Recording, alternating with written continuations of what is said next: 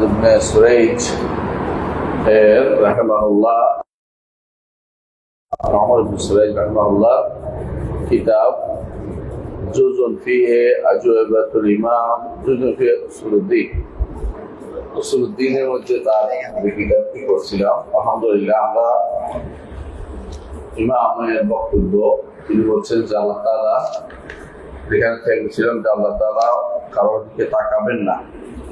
তাকানো জিনিসটা নজর অর্থই হচ্ছে তাকান, কিন্তু বেদাতিরা নজরকে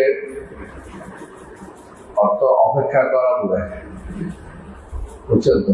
ইন্তজার বলতে রাজি আছে, তারা তাকানো বলতে রাজি নেই। তাকাইলে কি আল্লাহ একটা ফেল হয়, আল্লাহ দিক হয়। আর তাকাইলে যদি কোনো এই তাকায় তবে এটা আল্লাহ সিফাত সাব্যস্ত হয়, মানে সিফাত ফেলিয়া সাব্যস্ত হয় আর সিফাত জাতীয় সাব্যস্ত হয়।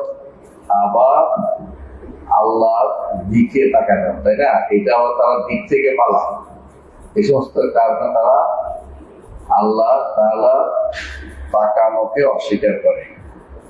আল্লাহ তাআলা বান্দার দিকে তাকাবেন, বান্দা আল্লাহর দিকে তাকাবেন, ওটাই দুটোকে অস্বীকার করে, দুটোকে অস্বীকার করে।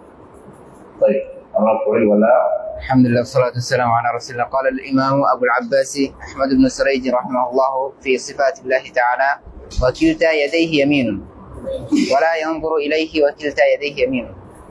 وكلتا يديه ولا ينظر إليه ولا ينظر إليه الله রাসূলুল্লাহ হাদিস কোরআনে আসছে, কোরআন কারীমে আসছে ওলা ইয়ানজুরু ইলাইহি ইয়াউমাল কিয়ামাহ ওয়া লা ইউযাক্কিহিম ওয়া লাহুম আযাবুন আলীম। আবার হাদিসেও আসছে রাসূলুল্লাহ সাল্লাল্লাহু আলাইহি ওয়াসাল্লাম বলেছেন লা ইয়ানজুরুল্লাহু ইলা মান জাতাহু ওয়া খিয়ালা, যে ব্যক্তি কাপড় টাকর নিচে দিবে আল্লাহ তার দিকে তাকাবেন না। আবার কোরআনে কারীম বলছেন যে যারা বিভিন্ন অপরাধের কথা উল্লেখ করে বলছে আল্লাহ তার দিকে তাকাবেন না। বোঝা গেল যে আল্লাহ এই তাকানো এটা সাব্যস্ত করতে হবে, এটা হলো নতুন কথা। এটা একটা সিফা, এটা সিফা ফেলিয়া এবং এটার সাথে জাতি আছে আমরা করেছি। তো এইটাকে তারা অস্বীকার করে থাকে। জি, এটা অস্বীকার করে কারা? মুতাজিলারা পুরোপুরি অস্বীকার করে, আর এরা আশারি মাতুজিরা এটা কি করে? তাওয়িল করে, আশারি মাতুজিরা তাওয়িল করে। জি, এরপরে وكلتا يديه يمين ওয়াকিলতা ইয়াদাইহি ইয়ামিন, এটা আমরা কালকে আলোচনা করেছিলাম না, হাতের কথা বলছিলাম। আর আমরা বলেছিলাম যে আল্লাহ দুটি হাতেই ডান, অর্থ হচ্ছে দুটি হাতেই বরকত নয়, দুটি হাতেই বরকত। যারা কেউ এটা না বুঝে যে আল্লাহ তাআলা কোনো হাতের মধ্যে বরকত শূন্য আছে, এটা না বুঝে, বা ইয়াদাহু মাবসুতাতানি ইউনফিকু কাইফা ইয়াশা, এবং কোন বাম বলা হবে কিনা এই মতভেদ আমরা বলছি। কারণ একটা হাদিস শুদ্ধ অশুদ্ধ নিয়ে অবিসীমার একটা হাদিস আছে, এই হাদিসটা শুদ্ধ কিনা মতভেদ হচ্ছে, কিন্তু আর অবিল ওখরা আছে সহি হাদিসে। ওখরাটাকে যদি সীমাল বলা হয় তাহলে সীমাল বলা যাবে, কিন্তু ইয়েমিন বলা হচ্ছে এই অর্থে যে দুটোই বরকত নয়, দুটোই ডান এই হিসাবে নয়, অঙ্গ বুঝে না হলে অধিক। তবে দুটোই হাদিসে আসছে সবসময় তার দুটি হাতেই ডান হিসেবে আমরা মনে করি দুটি হাত আছে, দুটি হাতেই বরকতময়, দুটি কোনো হাতেই কি কল্যাণ থেকে শূন্য না, কোনো হাতেই কল্যাণ থেকে শূন্য নয়, কোনো হাতেই মানে আমরা বাম হাতে আন্দোলনে বাম হাত ঢুকেছে, তোমার এই নামাল তোমার বাম হাতে ঢুকেছে, মানে খারাপ হতে পারবে, খারাপ অর্থ নেওয়া যাবে না। এটা হলো উদ্দেশ্য। واختيار آدم قبضته اليمنى اخترت يمين ربي اخترت يمين ربي যেটা আছে সেটা বলেছে যে আল্লাহ তাআলা যখন আদম আলাইহিস সালামকে সৃষ্টি করলেন তখন তিনি বললেন যে তুমি গিয়ে তাদেরকে সালাম দাও। হ্যাঁ, ওগুলাই না, এদেরকে সালাম, ফেরেশতাদেরকে সালাম দিল আল্লাহ তাআলা। তখন দুটি হাতকে মুষ্টিবদ্ধ করে বললেন তুমি একটি এখতিয়ার করো। তো আদম আলাইহিস সালাম তখন ডানটা এখতিয়ার করেছেন। এত স্পষ্ট কেন অস্বীকার করে তার ডানটা এখতিয়ার করলেন এবং বললেন ইখতারতু ইয়ামিনা রাব্বি ওয়া কিলতা ইয়াদাই রাব্বি ইয়ামিনুন মুবারাক, এই অর্থ মুবারাকা দিয়েছিলাম, দিয়েছিলাম বুঝে গেছি। সুম্মা বাসাতাহা, অতঃপর আল্লাহ তাআলা সেটা কি করলেন?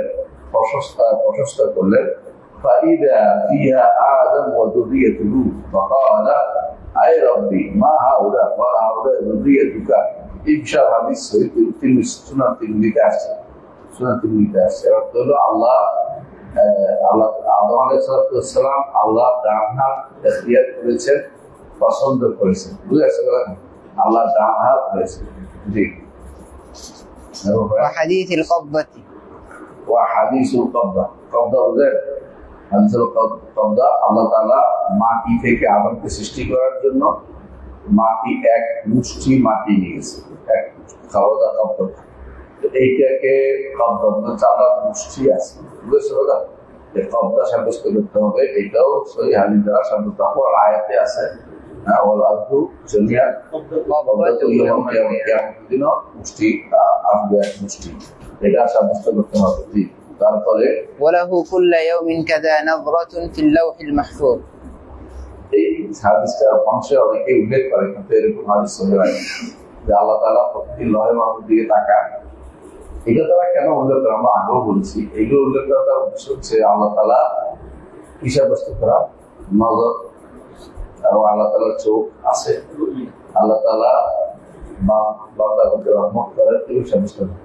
এবং এই জাতীয় হাদিস অনেকে সাব্যস্ত করে যে আল্লাহ তাআলা কামা দিয়ে টাকা 360 বার এগুলো রহমত নাযিল করে এগুলো হাদিস তো শুদ্ধ না কামার দিকে যারা তওয়াফ করে তাদের জন্য এতগুলি যারা সালাত আদায় করে তাদের জন্য এতগুলি এটা যে একটা হাদিস লম্বা বানা এটাও শুদ্ধ না তো কারণ আল্লাহ তাআলার রহমত অবাধ 360 এর দূর যুক্ত একটা হাদিস সহিহ নেই এটা আমরা বলি কিন্তু আল্লাহ তাআলা অবশ্যই হাদিসে আছে ইন্নাল্লাহ নাযারা ইলাল আরদ ফামাকাতাহু মুআরাদুহু মুআজাবুহু জমিনের দিকে তাকালেন আরব আদম সবাই তাকে প্রধানিত করলো আকারে কেউ নেই লাতায় আহলে কিতাবদের কিছু বাক্য সত্যি মনে করে সাথে মনে করলেন আল্লাহ তাআলা তখন তারপরে মুহাম্মদ রাসূলুল্লাহ সাল্লাল্লাহু আলাইহি ওয়াসাল্লামকে পাঠালেন হাদিসে ওখানে দেখা আছে আল্লাহ তাআলা জমিনের দিকে তাকান বান্দা সালাত আদায় করলে আল্লাহ তাকিয়ে থাকেন এটা হাদিসে আসছে তো তাকানো হাদিসটাকে সাব্যস্ত করার জন্য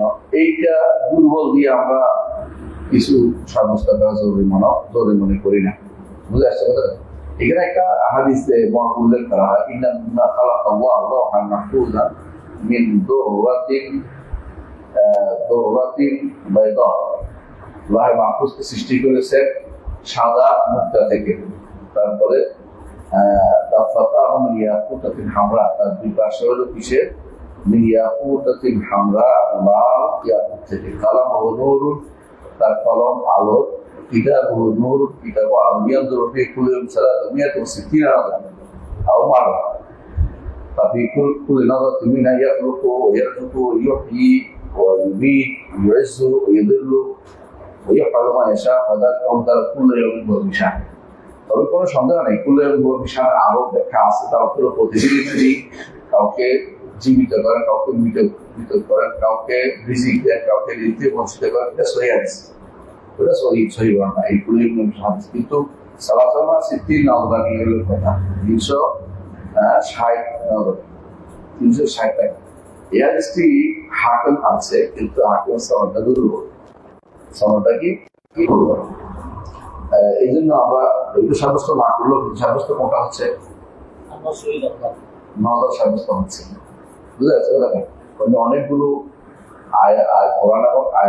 কোরআন এবং হাদিসের ভাষ্য থেকে আল্লাহর জন্য নজর সিফাত সাব্যস্ত হয় এটা সাব্যস্ত করতে হবে দেওয়ার পরে পড়েন وثلاث حثيات من حثيات الرب وثلاث حثيات من حثيات الرب আল্লাহ তাআলা 70,000 বিনা হিসাবে দিবেন না 70,000 প্রতি 70 এর সাথে প্রতি 1,000 সাথে আরো 70,000 এটা হাদিস আছে এরপরে আমার রবের 3 কোষ বাবা আল্লাহ কত করে রেখে আমরা তো রেখে আমি তো এইটার ভিতরে যদি 3 কোষ যদি আমাদেরকে দাদা বিবাদ করা হচ্ছে আরো হাসিয়াত রব্বি 3 কোষ আমার রবের 3 কোষ বুঝলেন তো হ্যাঁ আমি দেখাইতে পারতেছি না দেখানোর করুন যারা দেখে আল্লাহকে দেখাচ্ছি তো 2 হাত একসাথ করে যেটা উঠা এটাকে কোষ বলা হয় বুঝলেন তো আল্লাহ তাআলা কিভাবে করবেন দেখাইতে তুই দেখাইলে আবার কোষটা সাথে যেতে আল্লাহ তাআলা কিভাবে উঠাবেন আমরা জানি না তবে তিনি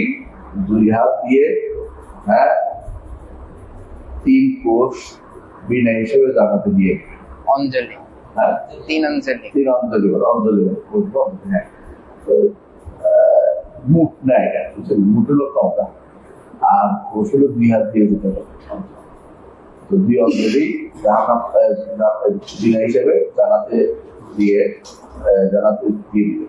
আর একটা হাদিস আছে, কিন্তু সেটা আছে শুধু জাহান্নাম থেকে আল্লাহ এক কোষ বের করে নিয়ে আনবেন যারা বামিয়া আমার খায়রান, উল্লেখযোগ্য কোনো ভালো কাজ করে না। আল্লাহ শুধু জানে, এরা ইমানের খবর, আর কেউ জানে না, কেউ পরিচয় করে। আল্লাহ শুধু বের করে নিয়ে, এটাও কিন্তু হাসাইয়ার কথা আসছে, এক হাজিয়া, ওখানে একবার আসছে, হ্যাঁ, একবার আসছে। তো এটাও আছে, এটা বোঝা গেল যে আল্লাহ কি আছে, কোষ আছে, মানে যে অঞ্জলি আছে, বোঝা গেল। হ্যাঁ, তারপর আগে ولما خلق آدم مسح ظهره بيمينه। আলহামদুলিল্লাহ, এটাও দেখছেন সরাসরি নষ্ট। আদমকে সৃষ্টি করলেন, তার পিঠের উপরে হাত মসে করলেন। মসে করা তো বুঝলেন, সিস্টেমটা জানি না কেমনে করছেন। আমরা বুঝি মসে করা, কিন্তু ধরন জানি না।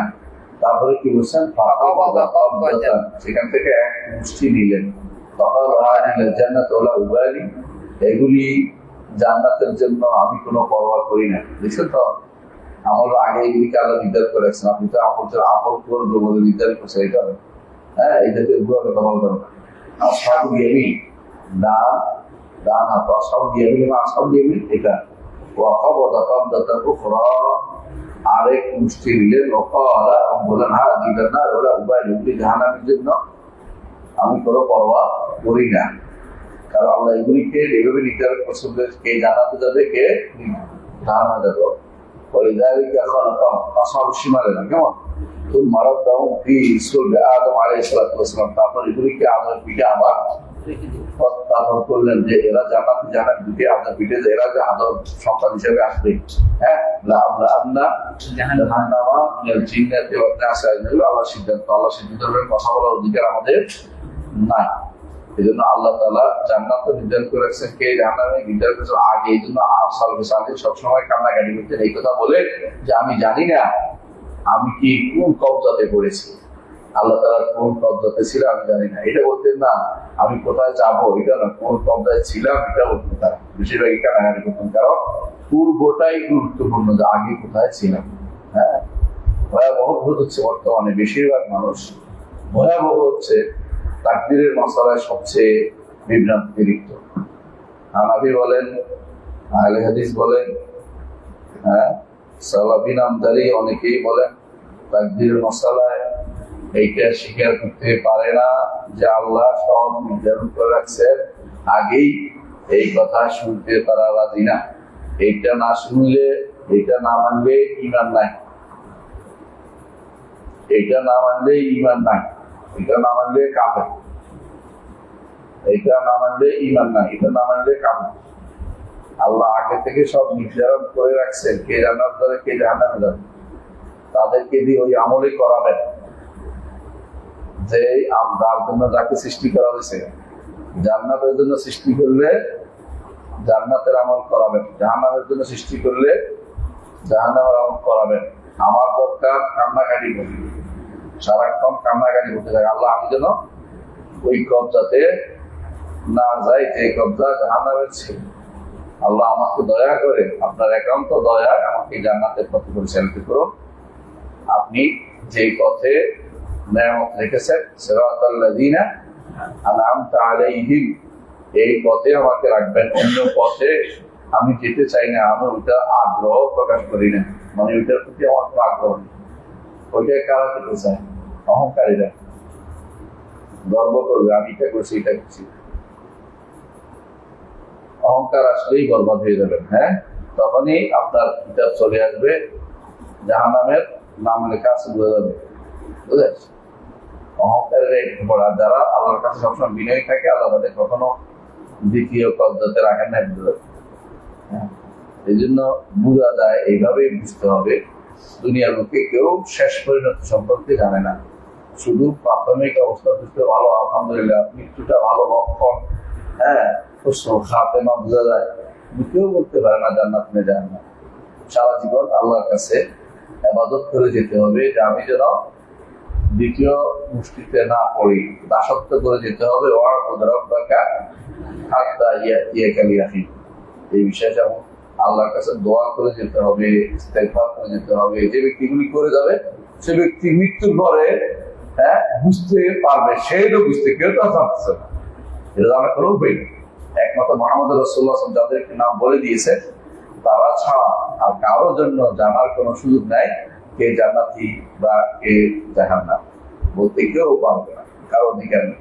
এজন্য কাউকে শহীদ বলে ফেলা, কাউকে সিদ্দিক বলে ফেলা, কাউকে ওলি আল্লাহ বলে ফেলা কোনো সুযোগ নেই। আপনার মনে হইতে পারে, বাস্তবতা নাও থাকতে পারে, বাস্তবে নাও থাকতে পারে। আল্লাহর কাছে এই জন্য সবসময় বিনয়ী থাকতে চেষ্টা করতে হবে। বুঝা যাচ্ছে? যারা এটা মানে না যে অবধি আল্লাহ সব লিখে রাখছেন, লেখা অনুসারে আমরা চলছি, এই কথা যারা মানবে না তারা কাফের বিল্লাহি তারা বুঝছেন, যারা আল্লাহ বহু আয়াতকে, রাসূলের বহু হাদিসকে তারা কি করে অস্বীকার করতেছে এবং আল্লাহ তাকদীরকে, নির্ধারণকে তারা অস্বীকার করতেছে। তাকদীর অর্থই নির্ধারণ, তাকদীরের মূল অর্থ হচ্ছে নির্ধারণ। যালিকা তাকদীরুল আজিজুল আলিম, এ হচ্ছে আজিজ আলিমের পক্ষ থেকে নির্ধারণ। আল্লাহ নির্ধারণ করে রাখছে, কোথায় যাবে এমন নয় যে আপনার কর্ম দেখে নির্ধারণ করছে, এটা বলা যাবে না। আল্লাহ কর্ম করান, নির্ধারণ অনুসারে করান কর্ম, এটা বিশ্বাস করতে হবে।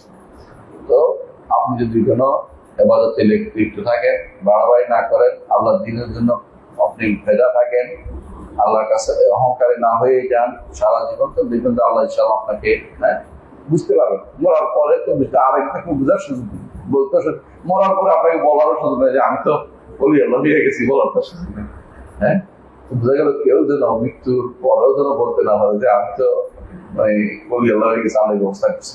তিনি মরি তার গোপন ভান্ডারে কেউ হাত দিতে পারবে না, বলতে পারবে না। তিনি যদি জানিয়ে দেন তার নবীর মাঝে, তাহলে বুঝছেন যে আলহামদুলিল্লাহ, আপনি বুঝতে পারছেন। তার না জানাইলে আপনি সবসময় মৃত্যু পর্যন্ত কান্নাকাটি করে যেতে হবে।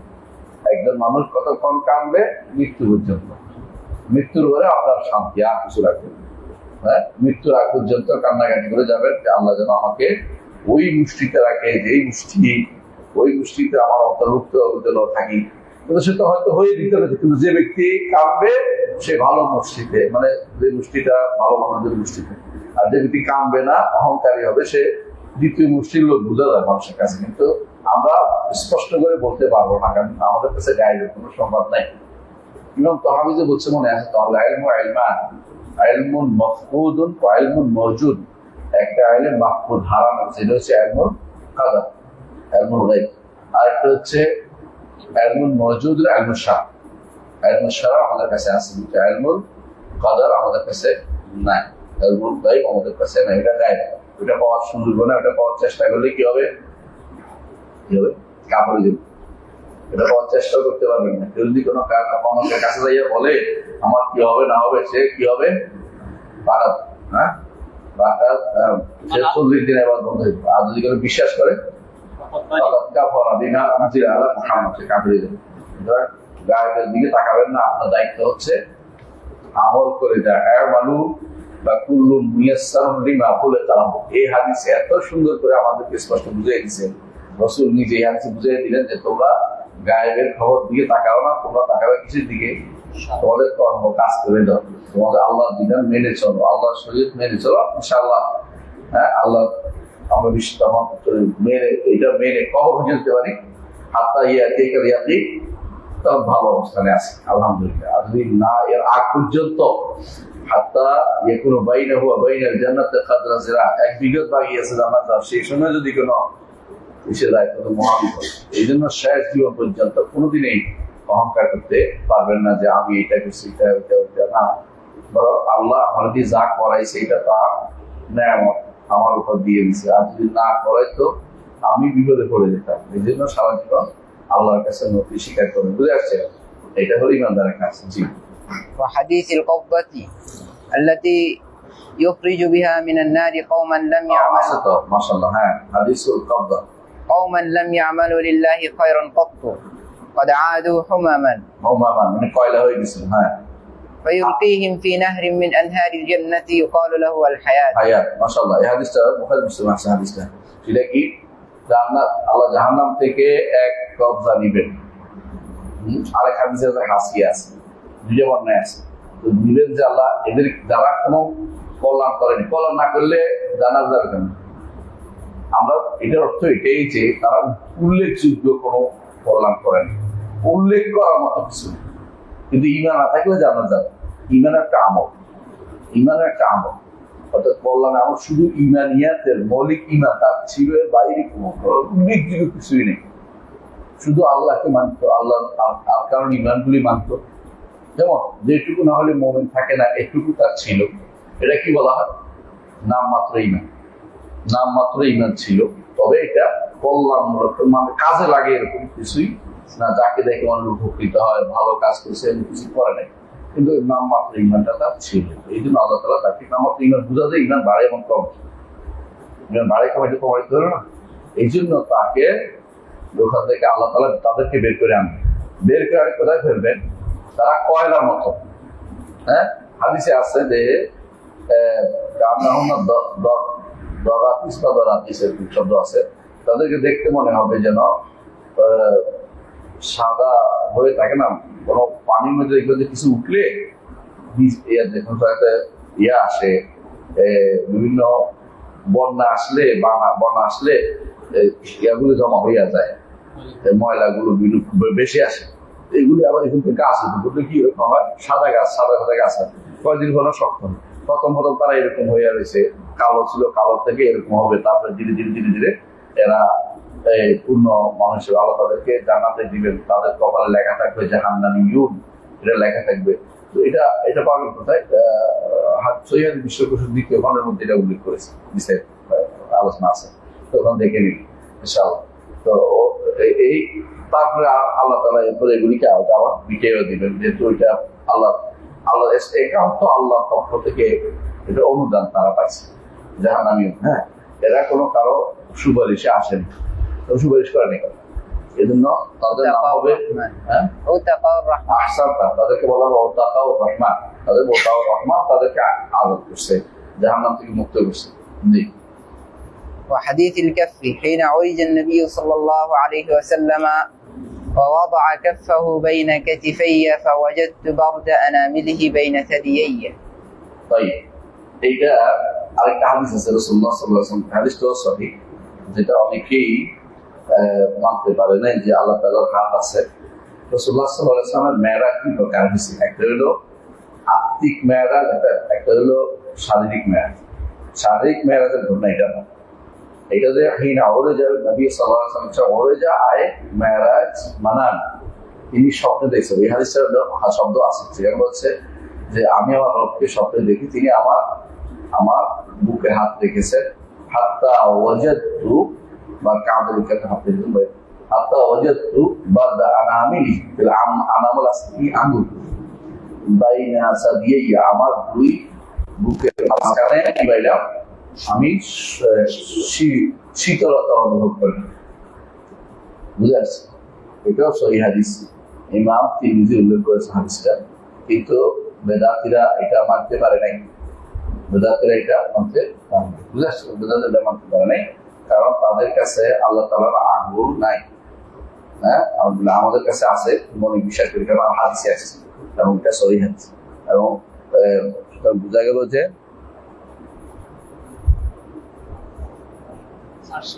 কাজ শেষ, তো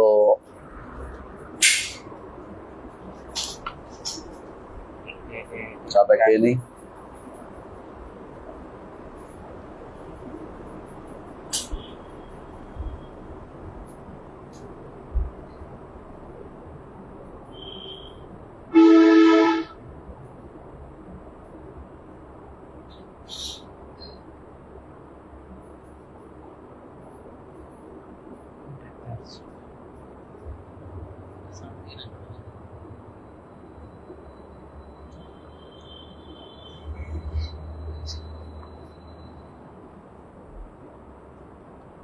তাই আমরা পড়ি, অসুবিধা নাই, আমাদের শব্দ শোনা যাচ্ছে। এখন বসো। وقوله وقوله رأيت ربي في أحسن صورة. ورأيت ربي في أحسن صورة, আমি আমার রবকে উত্তম সূরতে দেখেছি, উত্তম সূরতে দেখেছি, সবচেয়ে উত্তম সূরতে দেখেছি। আল্লাহ তাআলা তার নবী তাকে দেখেছেন, আল্লাহ তাআলা সেটা কি করলেন? সাব্যস্ত করে, আল্লাহ রাসূল সাল্লাল্লাহু আলাইহি ওয়াসাল্লাম সাব্যস্ত করেন, তিনি দেখেছেন। আল্লাহর জন্য সূরাত সিফাতটি সাব্যস্ত হবে, সূরাত সিফাতটি সাব্যস্ত হবে। তো উত্তম সূরা বলতে বোঝায় আল্লাহকে তো কেউ লা তুদরিকুল আবসার ওয়া হুয়া ইউদরিকুল আবসার ওয়া হুয়াল লাতীফুল খাবীর। এই জন্য ইমাম বুখারী রাহমাতুল্লাহ আলাইহি সূরা বলতে বুঝিয়েছেন চেহারাকে। ইমাম বুখারী কি বলেছেন? সূরা বলতে কি বুঝেছেন? চেহারা। এই জন্য আমরা বাংলায় বলি না চেহারা সূরত, চেহারা সূরত বলি না। ইমাম বুখারী এই অর্থটাই করেছেন। বোঝা গেল যে সূরা বলতে চেহারাই বুঝেছে, উত্তম চেহারাই দেখেছে, বুঝছেন তো? তো এটা কিসে দেখছেন? স্বপ্নে। তো হাদিস একটা আছে, রাসূলুল্লাহ সাল্লাল্লাহু আলাইহি ওয়াসাল্লাম বলেছেন, ইন্নাকুম লান তারাউ রাব্বাকুম হাত্তা তামুতু, যতক্ষণ না মারা যাচ্ছ তোমরা তোমাদের রবকে দেখতে পাবে না। তো দেখতেন কি করে? কারণ মৃত্যু হচ্ছে আকুল মউত, আর স্বপ্ন হচ্ছে মানে ঘুম হচ্ছে আকুল মউত। এই জন্য আল্লাহ তাআলা কে মুহাম্মদ রাসূলুল্লাহ সাল্লাল্লাহু আলাইহি ওয়াসাল্লাম দেখতে সমর্থ হয়েছে, বুঝলেন? না হলে সরাসরি আল্লাহর চেহারা কেউ দেখতে পাবে না যতক্ষণ পর্যন্ত মারা না যাচ্ছে, মৃত্যুর পরে শুধু দেখা যাবে। এই জন্য রাসূলুল্লাহ সাল্লাল্লাহু আলাইহি ওয়াসাল্লাম বলেছেন যে ইন্নাকুম সাতারাউনা রাব্বাকুম কামা তারাউনা আল কামার, অথবা কামা তারাউনা আল কামার ফি লাইলাতিল বদর, অথবা অন্য কোনো বর্ণনা শামসের মতো আছে আলোক, তাই না? স্পষ্ট বোঝা গেছে। তাহলে বোঝা গেল যে আল্লাহ তাআলাকে রাসূলুল্লাহ সাল্লাল্লাহু আলাইহি ওয়াসাল্লাম দেখেছেন, বুঝাচ্ছে তার চেহারা দেখেছেন। এবং সূরা শব্দটা একটা আল্লাহর জন্য সিফাত, কোনো সন্দেহ নেই। সূরতের একটা অর্থ আমাদের দেশে অনেকেই করে থাকে, সেটা কি? আকার বা আকৃতি। এই অর্থটা করা যাবে না, কারণ আকার আকৃতির আরবি হচ্ছে শেকেল। আল্লাহর জন্য শেকেল সাব্যস্ত করা যাবে না, এটাই শুদ্ধ কথা। ইবনে তাইমিয়া রাহমাতুল্লাহ আলাইহি এটা আলোচনা করেছেন। আল্লাহর জন্য শেকেল শব্দটা আসে নাই, এই জন্য বলা যাবে না। নিয়ম হচ্ছে যে জিনিসটা আসে না এটা বলবেন না। এখন আসবেন হয়তো আপনি খুব পণ্ডিত, আপনি ডিকশনারি থেকে নিয়ে আসবেন আমার জন্য, ডিকশনারি থেকে নিয়ে আসবেন আমার জন্য। তাই আলহামদুলিল্লাহ, আপনি ডিকশনারি থেকে নিয়ে আসবেন। ডিকশনারিতে পাওয়া যাচ্ছে যে সূরার মধ্যে অর্থ আকার আকৃতি। সিফাতের জায়গায় দেখতে পারবেন না কোনদিন। ডিকশনারিতে দূরবর্তী অর্থ লেখে, নিকটবর্তী অর্থ লেখে, কথা বলছেন তো? দুইটা অর্থই লেখা থাকে। এই জন্য ডিকশনারিতে খুঁজে আপনি স্থল খুঁজে পাইবেন কোথাও, বুঝছেন না কথাটা? ডিকশনারিতে খুললে, ডিকশনারিতে তো ভালো মন্দ সবটাই লেখে।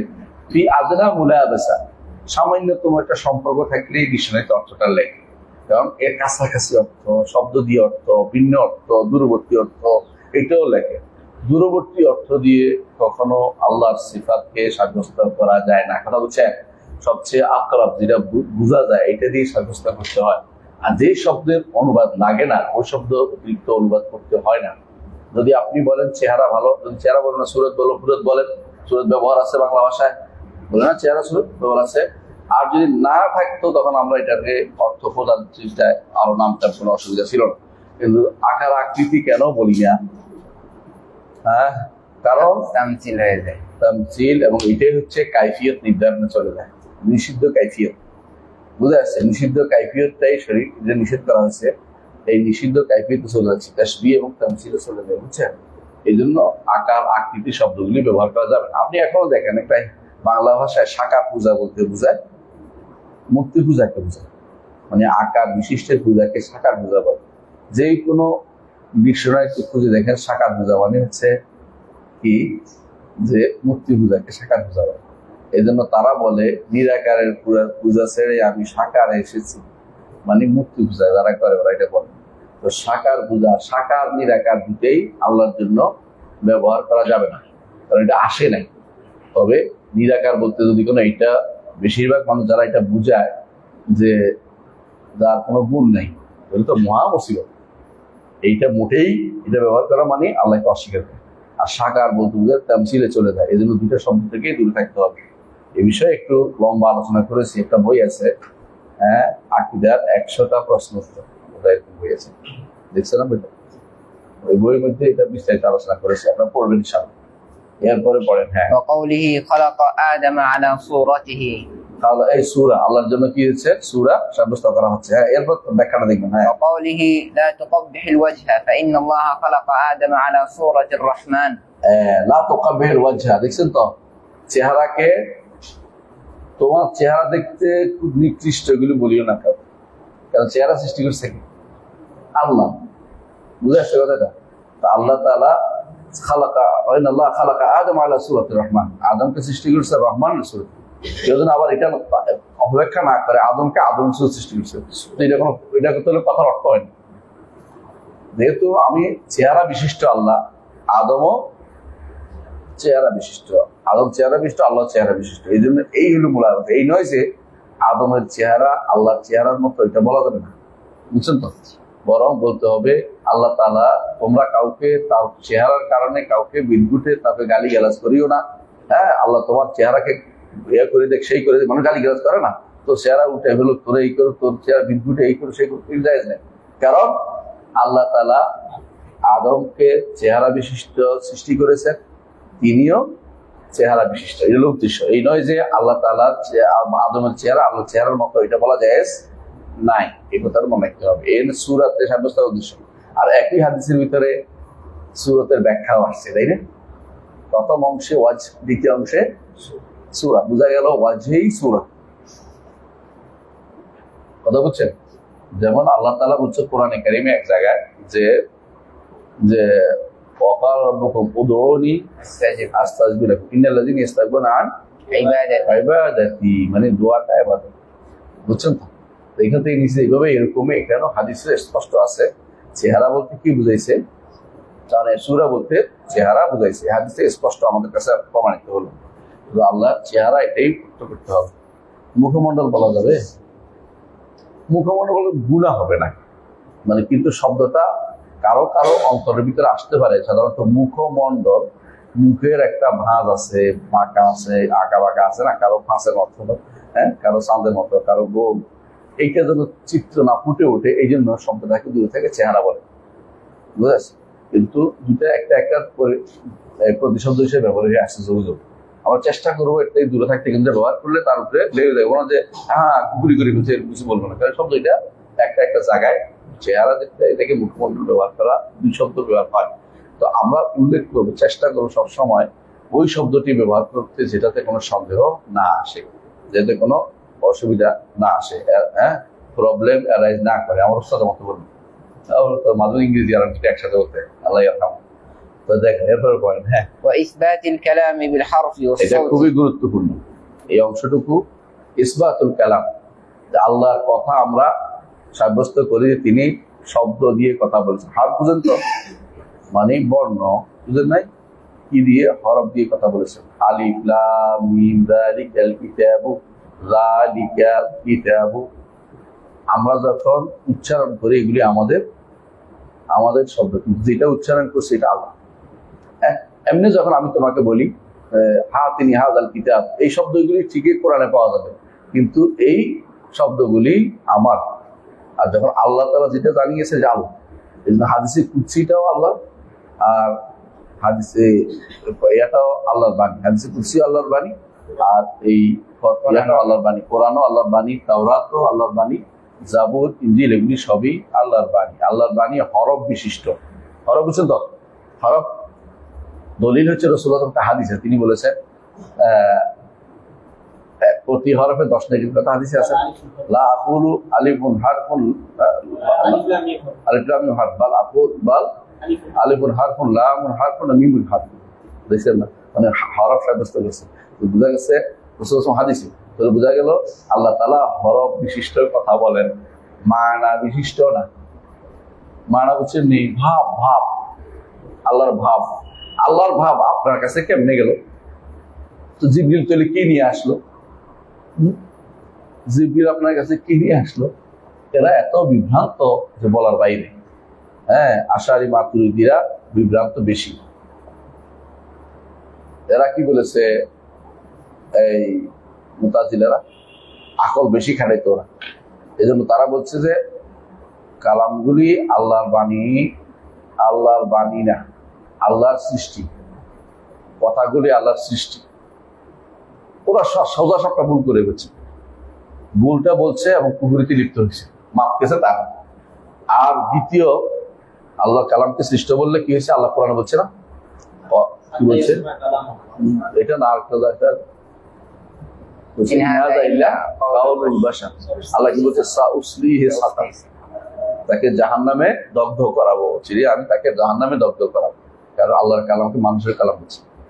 আল্লাহর কালামকে যারা মানুষের কালাম বলে, এরা মুতাজিলারা করছে। তারপর আমরা এককভাবে আমরা কোনো মুতাজিলায় কাফের বলি নাই, বুঝছেন তো? এটা হচ্ছে নিয়ম, এইভাবে বলা। আহলে সুন্নাত ওয়াল জামাত ব্যাপক অর্থেই বলে, এককভাবে বলে না কেন? কারণ তার তাবিলের ধান্দা আছে, সরাসরি অস্বীকারের নিয়তে করে নাই, বোঝা গেছে। এই জন্য তাদেরকে সরাসরি না বলে এভাবে বলতে হবে যে যারা এটা বলবে তারা কাফের। তো ধরে এনে একবার এই বেটা বলছে, তখন বলতে হবে তুমি কেন বলছো? তাকে তার কি করতে হবে? এরকম অবস্থা তাবিল থাকলে কাউকে সরাসরি তাকফির না করে তাকে জিজ্ঞাসা করতে হয়, তার সন্দেহ দূর করতে হয় এবং তার বাধা দূরীকরণ করতে হয়, সন্দেহ দূর করতে হয় এবং তারপরে প্রমাণ প্রতিষ্ঠা করতে হয়, দুইটা করতে হয়। তারপরে এরপর তাকফির করা যাবে, সারা বছর কেমন থাকবেন। একবার যদি কেউ বলে দিতে পারে তাকে যে এটা কিন্তু কুফরি, আপনি এটা বিশ্বাস করতে পারেন না, আলেম বলছে, এরপরে মানে নাই, এরপরে সরাসরি কাফের পেতে পারবেন। আপনি কি বুঝছেন তো? হুজ্জতটা প্রথমবার আপনি বারবার থাকতে হবে না। একটা জিনিস যদি কোনো জানার পরিবেশ আছে, সব আছে, এরপরে মানে তাকফির না করে থাকতে পারবেন। এই জন্য কখনো কখনো আরব দেশে যেটাকে তাকফির করা যায় সহজে, আমার দেশে সহজ তাকফির করা যায়। আমাদের দেশে ওরা পড়ালেখা করে নাই, জানে নাই, হতে পারে। পরিবেশটা যদি তারা সুযোগ দেয় নাই, তারাও গুনাহগার হবে। যারা পড়ে নাই, সুযোগ থাকার পর তারাও গুনাহগার হবে, তারাও তো কাফের হয়ে যেতে পারে আগে থেকে। আমি বলতে পারছি না কেন, আমার বলার জন্য হুজ্জত কায়েম করা লাগবে এবং শুবহাত দূর করা লাগবে। বুঝে আসছে কথাটা? দুইটা কাজ করা লাগবে। কিন্তু এমনি কিন্তু কাফের হওয়া বন্ধ নাই, কাফের হয়ে রয়েছে অনেকে কাফের হয়ে রয়েছে, বুঝছেন? যারা শাহজালাল মাজারে টাকা দেয় তারা কাফের। আমি একজনকে বলতে পারছি না কাফের নির্ধারণ করে, কেন? প্রমাণ প্রতিষ্ঠা করতে পারি নেই। কিন্তু একবার যদি তাকে জানাতে পারি, দ্বিতীয়বার করলে সে কাফের। আমি না বললেও সে কাফের, কারণ তার উপরে প্রমাণ প্রতিষ্ঠা হয়ে গেছে। বুঝে আসছে? ইকামাতুল হুজ্জা এবং ইজারাতুল শুবহা করার পরে দ্বিতীয়বার সে মানলো কি মানতে বলে, আমি যদি বুঝি নাই, তো বুঝার কাজ হবে না, তোরা এখন কাফের হয়ে গেছিস। শেখ হোসেন মাহমুদ আব্দুল্লাহ রহমতুল্লাহ আলী এইভাবেই যুদ্ধ করেছেন। কাদের সাথে? ওই সময়ে যারা বিরোধিতা করেছে আরব দেশে, তাদের সাথে এইভাবে যুদ্ধ করেছে। যুদ্ধ করে তার সাথে তার মালিক ছিল, একা যুদ্ধ করে, কি ছিল? রাজা ছিল, কি নাম? ইমাম মোহাম্মদ বিন সৌদ। ইমাম মোহাম্মদ বিন সৌদ, ইমাম মোহাম্মদ বিন সৌদ ইবনে আব্দুল আজিজ। তিনিও মোহাম্মদ বিন সৌদ, তাদের সন্তানদের এখানে বলা সৌদ আল কাবির বলা, ফুলান আর সৌদ আল কাবির বলে, বড় সৌদের বংশধর। আবার তার ছেলেও ইমাম ছিল, সৌদ ইবনে মোহাম্মদ ইবনে সৌদ ইবনে আব্দুল আজিজ। ইমাম মোহাম্মদ বিন সৌদ ইবনে আব্দুল আজিজ, ওনারা প্রথম যিনি শাইখুল ইসলাম মোহাম্মদ ইবনে আব্দুল ওয়াহাবের সাথে যুদ্ধ করেছেন, তিনি হচ্ছেন সেই ইমাম দারাইয়া, বুঝলেন তো? যেখান থেকে এই মুবারক দাওয়াত সারা আরব দেশে প্রসার লাভ করেছে, আরব দেশের সারা পৃথিবীতে প্রসার লাভ করেছে। তিনি হচ্ছেন ইমাম মোহাম্মদ ইবনে আব্দুল ওয়াহাব, তার সাথে ছিল ইমাম মোহাম্মদ ইবনে সৌদ, উনি ছিলেন। এই দুইজনে মিলে তাদের সাথে যুদ্ধ করেছেন, তাদেরকে হুজ্জত কায়েম করছেন, চিঠি পাঠাইছেন, মানে নাই, উল্টা যুদ্ধ করতে আসছে, তাদেরকে হত্যা করেছেন, তাকফির করেছেন। কারণ করা এটা ছাড়া, এটা করতেই হবে। এইটা যদি না করে সে ব্যক্তি মুরজিয়া। এটা না করলে আরব দেশে যুদ্ধটা হতো না। শাইখুল ইসলাম তৈরি বলতো, থাক, তিনি তো আমাদের ভাই, কলেমা গো তো করে, তিনি গো বুঝেননি, কলেমা গো বুঝেননি, কলেমা বলে আর কি। এই জাতীয় কাজ করা যাবে। আপনি তাকে একবার বলেছেন, বুঝিয়ে দিচ্ছেন, তারপর যদি না শুনে সে কাফের হয়ে গেছে। আপনি প্রমাণ প্রতিষ্ঠা করেছেন, তারপরে খারাপ দ্বিতীয়বার বলা কোন দরকার? এরপরে সে যদি কাফের হয়ে যায়, আপনি তাকে তো আপনি তো শাস্তি দিতে পারবেন না। শাস্তি দেবে কে? শাসকরা। শাসকের শাস্তি, আখিরাতের শাস্তি বা বিচারের শাস্তি এগুলি শাসক করবে, কিন্তু আপনার দৃষ্টিতেও তখন কাফের।